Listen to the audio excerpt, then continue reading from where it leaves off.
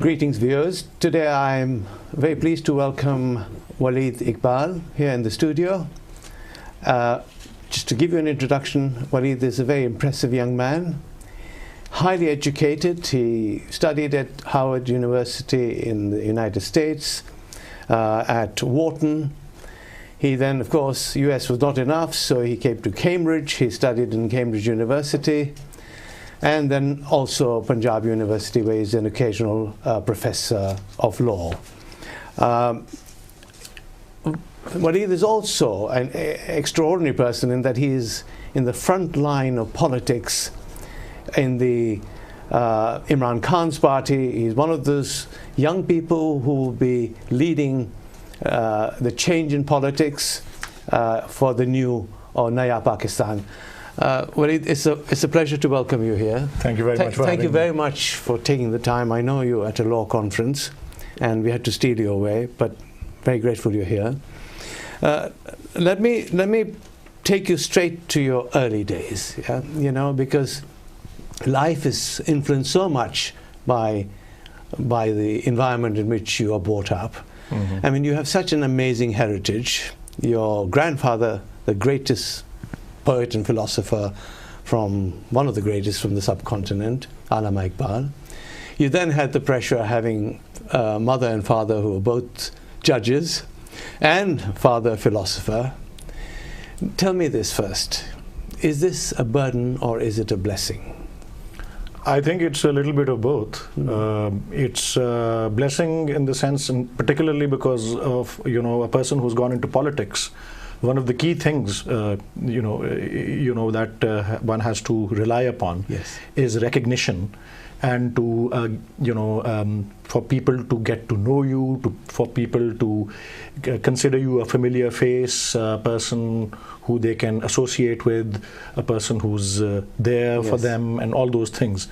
So in that sense, it's like a bit of a head start, because if you have a name attached to yours, which is recognized already, it helps.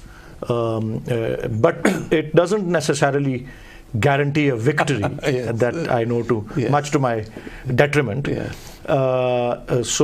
Yes, it's a benefit in many senses. In our country, in our part of the world, yeah, people do have this, when they have admiration for a particular person, yes, that admiration sort of travels to the descendants. And the same kind of admiration, not exactly of that same level, but admiration nevertheless gets extended to the likes of me, who's 2-3 generations down, with the name attached, and people respect, admire, people extend goodwill, and people extend their good wishes. Yeah. And how is it a burden? So it's a burden because that's the flip side. It's a burden because then there are expectations. Okay. There are expectations of attaining the same kind of level of achievement, having the same kind of gift, which I mean, in Allama Iqbal's case, it was it's like he himself has said, yes, हजारों साल नरगिस अपनी बेनूरी पे रोती है, बड़ी मुश्किल से होता है चमन में दीदावर पैदा. So it's just a verse that he used, but oftentimes it is a verse that is attached to his own self by his admirers, that he is the person that after 1,000 years, yes, comes once, and that, I mean, expecting his descendants to also attain the same level of achievement. And then I'll give you an example from school. I mean, kids are naughty by definition. Yes. And my brother and I mean, we are two, and we were extraordinarily naughty people. And when you continue to be, I guess so, I mean, in some ways. Yes. So in school, in class, if there were 3 kids or 4 kids involved in some mischievous activity, the teacher would scold all of them. If 3 of them are involved and I'm the 4th one, and she would scold all 3 of them one by one, and the 4th one, in whichever order my name or my appearance would take place. So, and you of all the people, I never expected this of you. I think this is really what so for you as a human being, as an individual, I mean, did you find this difficult to fulfill? Because being a young person, yet having those expectations right from the beginning, isn't it? Right from, and must be difficult. To me, difficult. That's why perhaps you've worked so hard to achieve so much, and you continue to be so motivated. Has it motivated you? Yes, certainly it has. I mean, it has. I have had the good fortune of, having been brought up in a household where there was a great passion for learning, where there was a passion for literature and the arts, and the promotion of that also. Yes, indeed. So I have gotten a chance to properly, and I was lucky also, having been brought up at a time, having gone to school in Lahore at a time, HSN College I studied in, where the quality of the instruction, particularly the quality and caliber of the teachings of Urdu poetry, Urdu prose, apart from the environment at home, was such that I have gotten a chance to I have gained exposure not just to Iqbal's poetry, but to a vast array of leading Urdu poets, and in particular Allama Iqbal's poetry, and there's such large part of it in Persian which I don't know, but the 40% of that which is in Urdu, it's a great ocean. And it has been it's awe-inspiring. I mean, it's truly amazing. And yes, but on the other hand, to say that has it been difficult or is a burden overwhelming? I think another part of the way we were brought up, my brother and I, was that we never had any kind of a pressure to do anything in a particular way, to pursue any particular profession. We had we had an atmosphere where my parents were always had an open mind and taught us to approach things with an open mind. And because of that, among other things, I have always I have not had the need. I have never felt that I have to compete with anyone but myself. Well, it looks like sometimes the burden is also a blessing. And in your case, certainly looking at you and knowing a little bit about you also, it certainly has been a blessing. Although it's just the beginning for you in many respects. I think you're ready and being made to do much more, I would think. Now, turning to you, let's talk a little bit about your profession as well, because you have followed in your family's footsteps again. I think your mother and father. I mean, tell us about, first of all, your experience in studying and practicing in the West first. Just tell us a little bit about. Well, actually, this didn't come to me because of any. Well, of course, there were this, the parents in the background who had both taken up this profession. But I started off by going to business school as an undergraduate. Okay. So I studied finance and economics as a first degree at the University of Pennsylvania, and then I went to Cambridge and I studied international relations. Yes. And I had started working in the commercial field. I was in a pharmaceutical company, and it was a couple of years down the road when I was involved in that business that we got slapped on by a patent infringement suit. Okay. And at that time, my maternal uncle, it was a company established by my maternal grandfather. They were a business family. So my maternal uncle, who was also my boss and CEO, designated me as the person who would be the interface between, this was like in the early 90s. Okay. So what, the sort of general counsel, in-house counsel sort of role. Although I was not qualified as a lawyer, but I was the interface between the company and the lawyers that we were instructing. Okay. And in that process, I started spending time in lawyers' offices a lot. And I was living in Lahore, and this lawsuit was in Karachi. So traveling between Lahore and Karachi with the lawyers, and then attending all the court proceedings, that somehow got my interest developed into this Plus field. You had your background anyway. Background, But so as I said, there was no pressure to go into it. I don't mean the pressure. So I mean, the first, I got 2 degrees first in other subjects, in other disciplines. And then I enrolled in the Punjab University as I was a daytime, business executive. I enrolled as an evening student of law at the Punjab University. And I undertook the first part of the law degree. Very good. And it was incidentally a year in which they were changing the curriculum. So initially the law degree in Pakistan used to be, or in the Punjab used to be 2 years long. Okay. And they changed the curriculum to bring it at par, or in an attempt to bring it at par with other countries. They changed it into a 3-year program. Wow. So that being the last year in which the 2-year program was being offered, had a floodgate of people So 8 or 10,000 people from the entire province of Punjab appeared in that for exam. the last chance to. For the last chance to have the shortcut degree or whatever it was. And you know, I having, you know, hardly had time to prepare properly, and I'd gone to evening classes and prepared while working full-time in whatever way I could. I actually secured the first position in all of those thousands of people. And that encouraged me more. Wow. I mean, I completed the degree, and then I, you know, then eased myself out of the commercial, you know, sector into the law, and spent a couple of years, and then went to Harvard after that. And then, of course, you know, having achieved so much academic success after that, you know, I think you started working for Freshfields, which is one of the biggest firms in the world, actually. Yes, actually, I qualified from Harvard, and I first I qualified as and then I appeared for the New York bar exam and became a New York attorney. Yes. And I worked first for a U.S. law firm. Okay, yes, I remember. It's called Sullivan and Cromwell. Yes. And it's one of the leading law firms on Wall Street. In those days, it used to advise a lot of investment banks and you know, did a lot of capital markets work. Yes. And from there, then I moved over to. What I was really trying to get from you, Waleed, is this: that you know, you had such a great future in the West because you're highly trained. I'm sure people were tempting you with amazing jobs. I think you did a stint in Russia. Yes, that was with Freshfields. Yeah, exactly. Yeah. So, yet you know, most people would have gone for that ride, you know, gone for the option of staying in the West and making money and being famous, if you like, or very successful. Yet I think your DNA, it seems to me, was pulling you back to Pakistan. Is that what you felt? Or?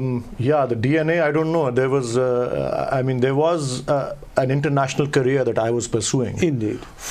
And it lasted for about 6 or 7 years.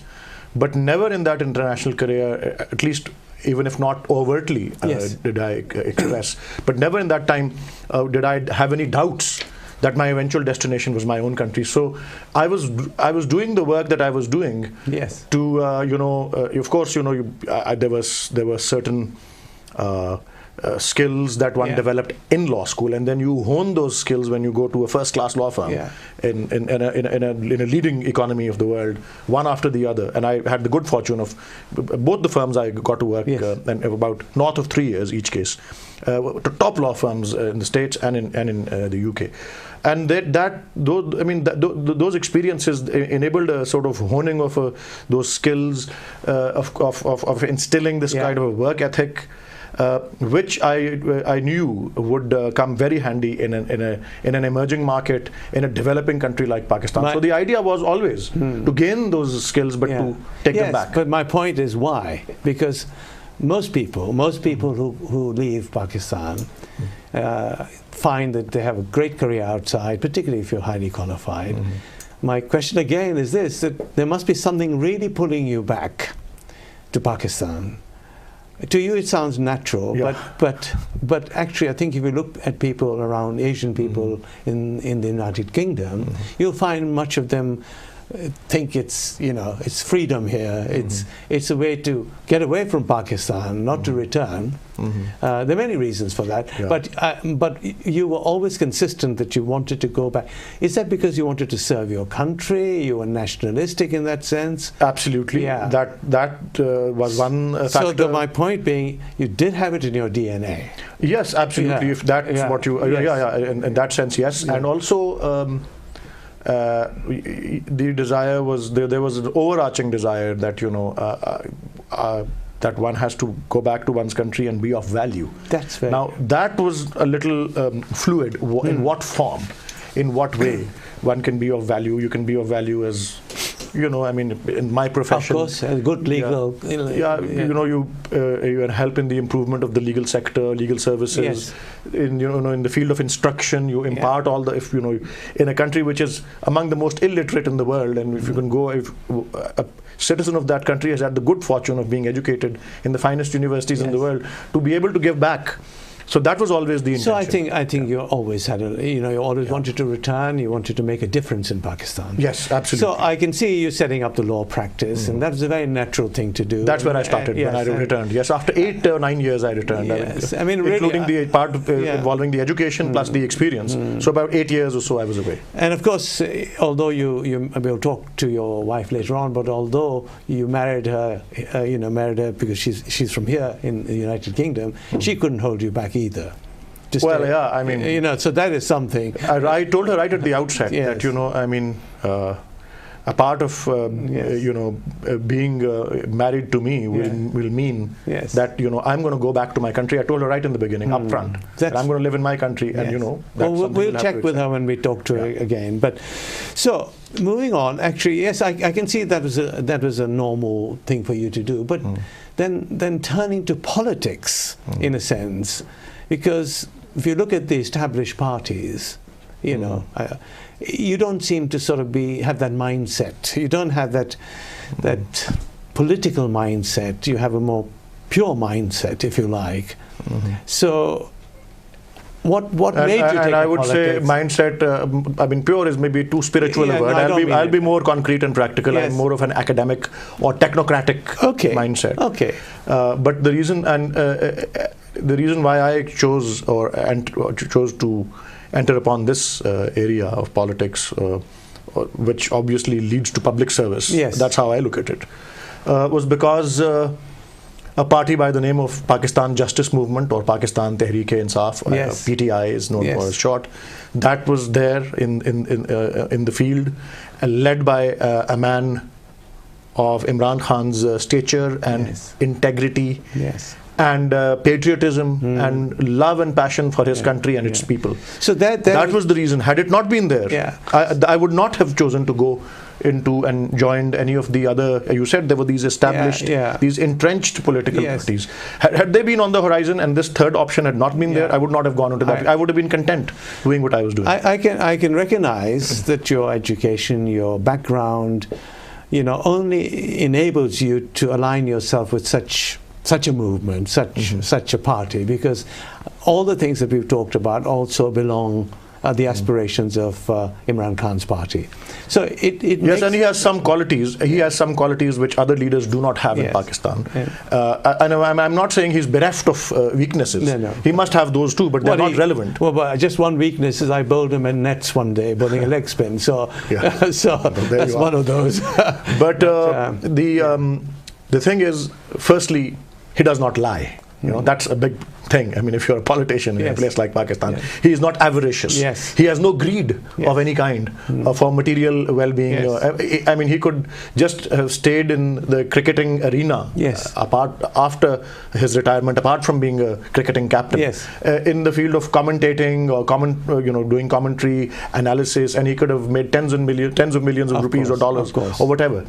But he chose to come out into this. After his cricketing achievements, he went into philanthropy, he went into education, he went into relief and rehabilitation, and of course he formed the political party. Absolutely. So he does not lie. He is not avaricious. He is just like he's not greedy like all the other politicians, greedy for money, and he is very single-minded. If he puts his mind to something and he starts off something, he never leaves anything incomplete. He takes matters to their logical conclusion. And pick up anything he's done. I hope that I'll have the opportunity to talk to him directly, but I recognize all those qualities, and those qualities also align, your own qualities align themselves with that sort of thinking. So I think we'll take a little break, and we'll come back and talk more about your political aspirations and career, Waleed. So we'll take a break for now.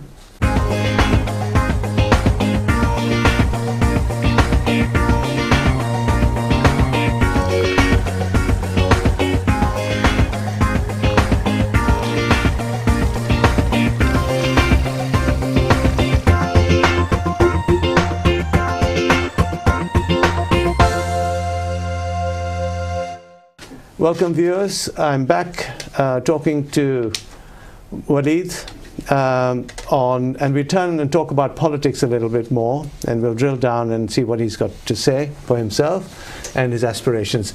So I'm so pleased that you can identify your values with those of Tehreek-e-Insaf and Imran Khan. I think those are the right qualities. But can I ask you specifically on views on certain particular aspects of politics? For example, I think corruption is endemic, sadly. How would, as a party and how, as an individual, would you go about trying to eradicate it, really? Because that has to be probably the first move to make. Yes, Chairman Imran Khan often gives this example when he's asked on the same subject about, starting from the top. Well, the top sets the example. Yes. And he refers to this Chinese proverb about the fish, when it rots from its head downwards. So, when you have, honest, committed leadership with integrity, that sets the tone for how, of course, it does. You can't expect this. Rome was not made in a night or a day. Yeah, but hopefully. Yeah. But if you set the tone from the top, and let me give you a cricketing analogy. Okay.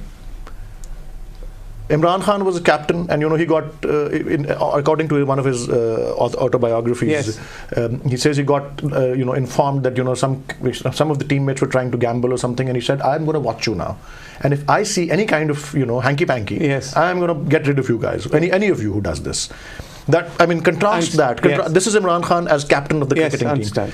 Contrast that with, a few years back when there was this gambling spot fixing scandal involving three people. Mohammad Amir, the young 18-year-old bowler, immensely talented bowler. Mohammad Asif, again a young man, 22, 23. But still very talented. And last but not least, Salman Butt, the captain himself.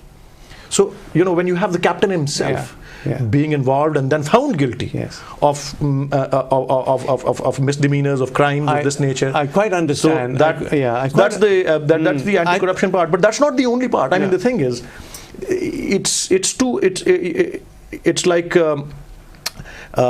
it's looking at it in a very monolithic sort of a way to say that anti-corruption, or how would you eradicate corruption. Yes. There is a broader holistic approach, and that involves bringing about or putting in place a system of the rule of law. The rule of law is where the law is applied uniformly to everybody and nobody is above it. Very good. Now, Imran Khan's mantra, if you hear him, it is that in Pakistan there is a different law. There is different justice for the powerful and different justice for the weak, or a lack thereof for the weak. And there are different set of rules. And I think it was Jonathan Swift who said that law is like a cobweb through which these little mosquitoes or flies get caught in it, and these big hornets go through. So that's not the kind of law. I understand that. I understand, but actually to drill down more, I mean, it sounds a very good analogy, and it's very, very nice to hear that. But actually, corruption, to stop corruption, requires education and knowledge and maybe an understanding of ethics and religion. So I understand. Yes, a great way to start might be to make sure that the leaders and the people who run the show, who run the justice system, are well equipped and are ethical. But beyond that point, there's hard work to be done. Absolutely. And you can be assured that Chairman Imran Khan and his team are totally equipped. We have the capacity to work day and night. Single-mindedly work day and night. And I'll tell you one other thing. I mean, you know of Imran Khan's achievements as a cricketer, I know, as a philanthropist in setting up the hospital, in setting up the Imran Khan Foundation, which does relief and rehabilitation work. Put all of those things on one side. And this one other thing I'm coming to on the other, which is his passion. And his passion is for education. He set up Namal University. Is the only private sector institution in the rural part of Pakistan.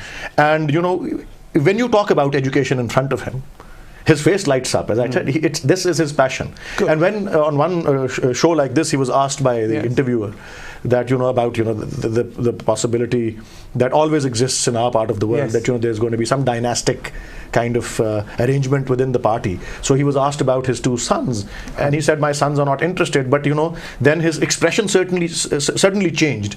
And he said, my younger son, I think, will help me out with the university project, and that's so close to his heart. So I think and now I want to correlate that to my own situation. Yes. Who was Allama Iqbal or Muhammad Iqbal? Born in a simple family, half-educated, simple man's son in the city of Sialkot, in the Punjab in India. And what took his his fortunes met the stars. Yes. The worldwide recognition he gained, everything. Phenomenal. All had to do with just education. So by wielding the pen. Well, now I think we're at a very interesting point, because I agree. I think corruption, a good role model would be great, but working hard, improving the education system, absolutely, and also actually making sure that people have enough earnings or income, that they are not in abject poverty, but they have to rely so heavily upon bribes and other forms of income. So I think there's a lot of work to be done, but it neatly takes... Absolutely, and let me tell you one other thing in the system of governance, the way I have seen it. All these other governments, they come and they'll talk about large infrastructure projects and huge big highways and this, that and the other. It's all because all of them involve a huge big expenditure. Which enables the taking of kickbacks and commissions and cuts. Exactly. And when those same sort of the scale of the projects of those types is transposed onto the educational sector, that's when the educational sector gets a boost, and that's where there are no kickbacks or cuts or commissions, and that's where it makes a difference when you have a leader like Imran Khan. I agree. I agree with you. Now, it really takes me neatly into what your grandfather said at a Muslim League session in 1930, and I am going to put you on the spot. He said, I therefore demand the formation of a consolidated Muslim state in the best interests of India and Islam. Now, here I'm going to be a bit controversial with you and ask you that within the political party, what is the role of religion, and how much have you fulfilled the prophecy or the aspirations of Allama Iqbal so far, and where do you want to take them as a party? First things first, just for the record, because we have to look at things for the sake of completeness also. The address Allama Iqbal made in Allahabad on the 29th of December 1930, which is believed widely described as the blueprint for Pakistan. The first time the notion of a separate Muslim state was presented, the idea was the exposition was made, and there were several other things that were said in that same address.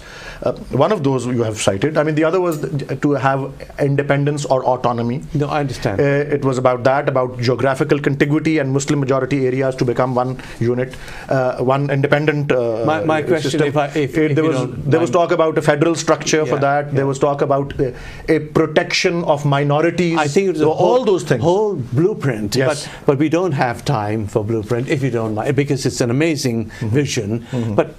But we are on to a very topical point that religion is playing such an important role, controversial role in our lives in the world today, and using your vision, your party's vision of the role of Islam in your politics and in the country is an important thing to explain for the sake of and I will elaborate upon that, particularly if this is examined in conjunction with, I want to give an example with a letter Allama Iqbal wrote to Quaid-e-Azam Muhammad Ali Jinnah. It was dated 28th of May 1937, approximately a year or 11 months before Allama Iqbal died, in which he describes, and I quote, that there is no clash between our thinking in Islam and the concept of social democracy. In fact, social democracy is what takes us to the original purity of Islam.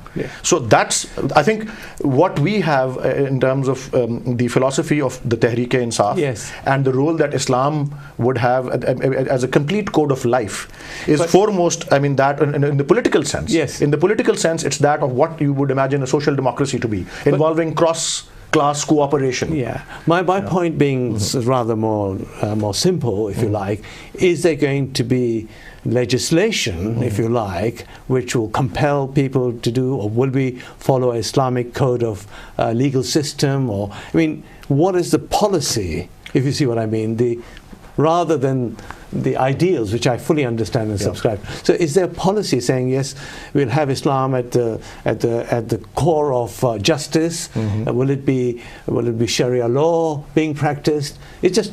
No, I think, well, there are certain principles, there are driving principles, foremost being a democratic society and a pluralistic society. So that's a norm. That's a norm. That's the first thing. Second is one which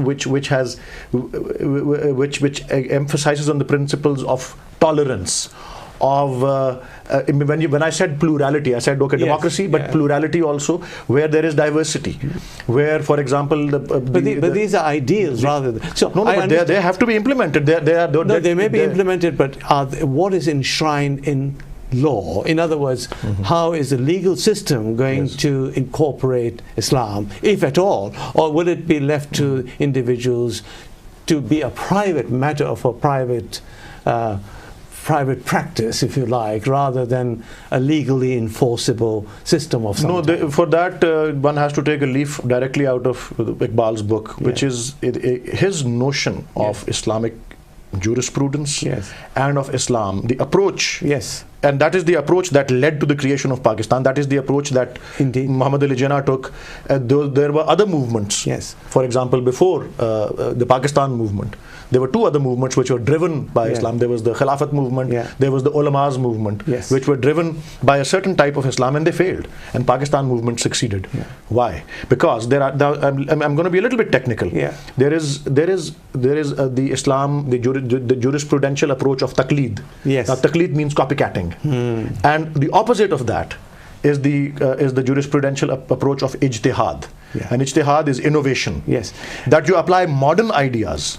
I like that very much. Really, I can see what you're saying. However, and in that, Iqbal's philosophy has complete clarity in it. There are two areas generally broadly. There are the ibadat, which are the rituals, the worship part. Those are sacrosanct, and those are private. And then there are muamalat. The other areas, I mean the worldly part. The worldly part is where you can employ those principles, but you don't necessarily stick to exactly the what was meant to be applicable to those times when the religion it keeps changing. As in Iqbal's lectures, you see the principle of movement in the structure of Islam. So that is the approach. Just to capture what you're saying, yes, of course, the modernist approach, the innovative, the ijtihad, I think the creative approach. Very good, and actually a modern way of looking at Islam in how it would apply to current day thinking. However, I ask you again, to what extent is it going to be part of the legal system?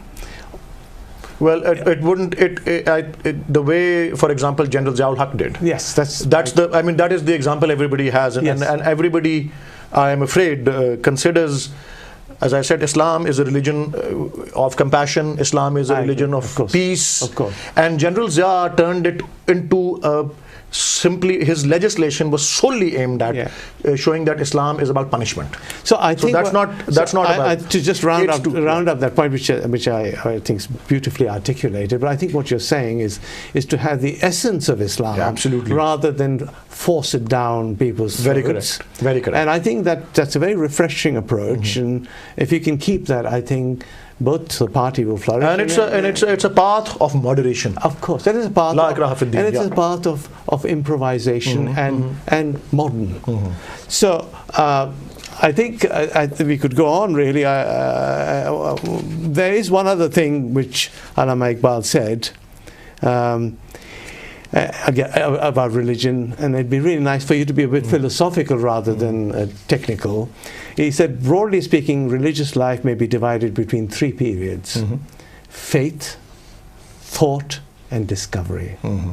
So give me a philosophical answer. Faith, thought, yes, and then discovery. Well, I think the way in which he was articulating this, that was his own experience. This is all what you said. This is a personal approach, for his personal approach to faith. And as I said, that was much more. I mean, he has gone on to, I mean, express this great admiration for the Prophet in his poetry. I mean, he says that in one particular place that do not give me the gift of addressing the Prophet sallallahu alaihi wasallam, that do not give me this gift of being able to kiss your feet on the day of judgment if my poetry, my works deviate from the Quran in any way. Wow. So that's yet another topic for a great man. So I think maybe we get a chance to have the surprise package on the internet. Nuria Rafiq, welcome to the show. I've been having a great conversation with your husband, but I'd like to start with you on a very light note, because we're having some heavy conversation here about religion and politics. The first thing I'd like to ask you is, there's a rumor going around that your husband is a great singer and particularly likes to impersonate Elvis Presley. Is that true? Yes, he's been known to do that on occasion. Yes. Yes, and is he any good at that? Never mind. I think we'll move on. On the grounds it might incriminate him. But you know, just tell the viewers a little bit about yourself. You know, you yourself, you're British-born Pakistani, really almost an Angrez, highly qualified. I think you're equally qualified lawyer. You went to Exeter University, I believe, and you went and worked for some leading law firms. Tell me this, now that your husband is running a law firm, how often does he come to you for advice on legal matters?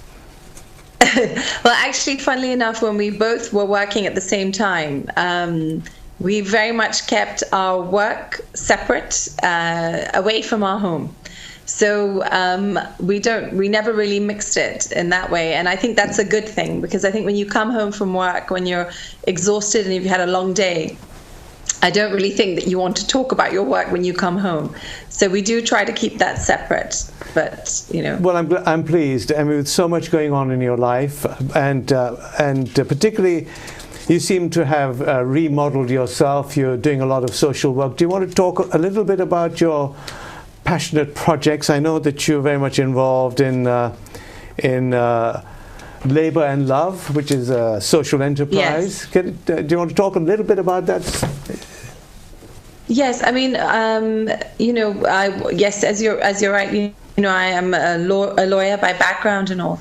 And when we shifted to Pakistan in 2004, then, you know, I had my first child, and I don't know, I just felt that when you have come from a very privileged background, and when you've had such opportunities as you do have in the West, which I did have, which I was very fortunate to have. Yes. When I shifted here, I just felt that, you know, really how lucky I was, and that I just felt this duty to give back. So I decided to, you know, work with, first of all, I worked with one charity that was involved with education. Yeah. And then I actually started a charity with some friends of mine, called Rising Stars Foundation. It was formerly known as Pakistan Rising, and we started emergency relief aid work. It was just to help people who had been displaced from their homes during the war against the Taliban in the Swat Valley. So we just got together as volunteers, and this organization started, and it then went on to manage schools. So we run 4 schools in Swat for underprivileged children, and 1 in Ut Sharif. Fantastic. And that has been going now since 2009. Yes, so I mean, I know you're a very compassionate person. I've known you for a while, so this is a very natural thing for you to do, a very kind thing for you to do. But tell me, what advice would you give to Imran Khan and your husband, and once they come into power and run the country? What are you going to tell them about charity and social values, and you know, how are you going to advise them? How can they learn from your own experiences? Well, I'm not sure if I'm going to be advising them, but I do believe that, you know, in Pakistan, where you have, you know, a lot of poverty and you have all of those things, I really do think that the state needs to create a proper welfare state. There has to be a proper welfare state for people, because so often over here, and I say it myself, you know, you feel a duty to do all of these things, because when somebody comes to you, yes, and a poor man or woman or whoever, you know, who's either working for you or whatever, and they have an issue or they have a problem or they need finances for certain things or they need medical treatment, they come to you. Yes. They don't go to the state. There's no real welfare system. Well, actually, and I think that is the biggest thing that needs to change in Pakistan, is to create a proper welfare system to help people. Because at the end of the day, service, you know, government service is about serving your people. And in a country where you have so many who are, you know, below the poverty line, that really needs to be established, you know, and from that you will benefit so many people. Yeah. And I think just that in itself will ease the you know, the tension, yes, that the average man feels. Yes.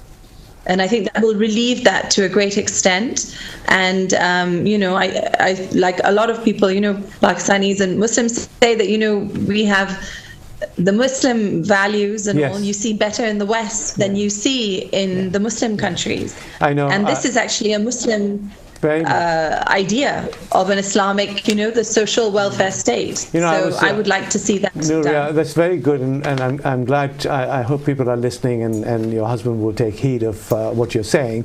I was speaking to Sataridi, and he effectively said the same thing. He said, you know, the real role of the government is to provide social security. I'm only here doing a job of social security because one does not exist. And so I think that has to be one of the most important things Waleed's party and Imran's party it should take up as we go along. Now, tell me this, you know, you had a great career. I asked this question to your husband too. You had a great career, great prospects of living in the West, and then you meet this young man, and you actually give up everything, you know, your future, you know, and just come away from a modern Western country and go and live in a third world country.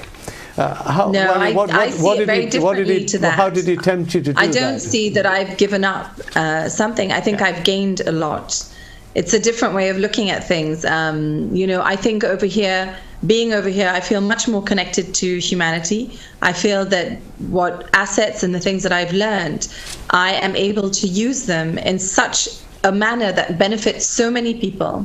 And you know, the wonderful thing about when you are doing work or social work over here is that you can see that the effect is so fast and you can make changes so quickly. Whereas in the West, I think because there's a very big disconnect between you know, helping people, because you pay taxes and everything, like we're talking about this, you know, a social welfare state. So you do pay your taxes, and those monies are helping people who are less fortunate than yourselves, you know, with like social services and things like that. But when you're in a country like Pakistan, where there is so much need around you, there are so many people that you can help.